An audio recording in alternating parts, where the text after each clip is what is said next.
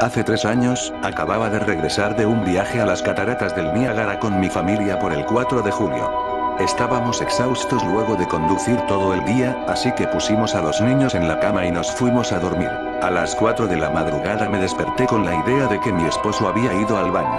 Aproveché para jalar las sábanas, despertándolo en el proceso. Me disculpé y le dije que pensé que se había levantado de la cama. Cuando me vio, suspiró y retiró sus pies de la orilla de la cama tan rápido que su rodilla casi me tiró. Me agarró y no dijo nada. Luego de ajustar mi vista a la oscuridad por medio segundo, fui capaz de distinguir qué causó la reacción. Al pie de la cama, sentado y viéndonos de lejos, había lo que pensé era un hombre desnudo, o un gran perro sin pelo de algún tipo. Su posición era perturbadora y no natural, como si hubiese sido arrollado por un auto. Por alguna razón no sentí miedo, sino preocupación por su condición.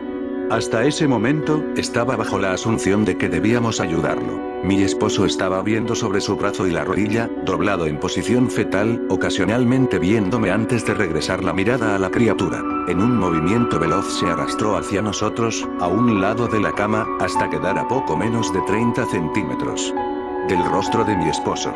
Por medio minuto, en silencio, solo le observó. Se levantó y corrió al pasillo en dirección a los cuartos de los niños. Grité y fui tras él para detenerlo y evitar que los hiriera. Cuando llegué al pasillo, la tenue iluminación era suficiente como para verlo agachado y jorobado a unos 6 metros a la distancia. Estaba cubierto de sangre y tenía a Clara, mi hija. La arrojó bruscamente y huyó por las escaleras, cuando mi esposo le disparó con su arma desde la habitación. Una gran herida atravesaba el pecho de Clara y con esfuerzo se mantenía consciente. Llamamos por una ambulancia e inútilmente tratamos de detener el sangrado, mi esposo maldecía iracundo y lloraba descontrolado. Presenciar la vida de mi hija terminar me tenía paralizada y escuchar los lamentos de su hermano menor ante la situación fue insoportable. Sin darme mucha oportunidad de reaccionar, mi esposo tomó a Clara y la llevó a la camioneta, desesperado por la ausencia de ayuda la encaminó él mismo al hospital. Estoy segura de haberla escuchado decir él es el rastrillo en una débil y esforzada voz previo a que dejara la habitación. Impactaron violentamente contra un camión de carga que frecuentaba la ruta de nuestro pueblo, murieron casi instantáneamente. En pocos días la noticia se movilizó entre los medios. La policía ayudó un poco al principio, y el diario local tomó mucho interés en ello. Pero nada jamás fue publicado, y la nota en las noticias locales nunca tuvo seguimiento. Por varios meses, mi hijo Justin y yo nos quedamos en un hotel cercano a casa de mis padres. Después de que decidimos regresar a casa, comencé a buscar respuestas por mí misma. Eventualmente encontré a un hombre en otra ciudad vecina que tuvo una historia similar. Entramos en contacto y comenzamos a hablar de lo ocurrido.